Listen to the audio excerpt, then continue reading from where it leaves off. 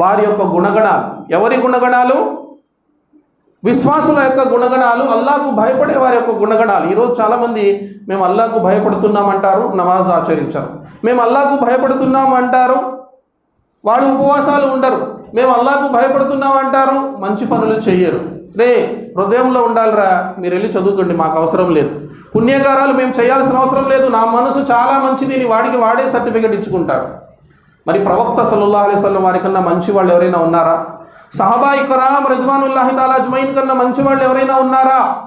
ప్రవక్త ముహమ్మద్ సల్లల్లాహు అలైహి వసల్లం వారు అంటున్నారు, అల్లాహ్ సుబ్హానహు తాలా నన్ను ప్రవక్తగా చెయ్యకముందు ప్రపంచాన్ని ఒకసారి అల్లాహ్ వెతికాడు, ప్రపంచంలో మంచి వాళ్ళు ఎవరున్నారని. ప్రపంచంలో ఒకసారి మంచి వాళ్ళు ఎవరున్నారు అని వెతికాడు అల్లాహ్ సుబ్హానహు తాలా.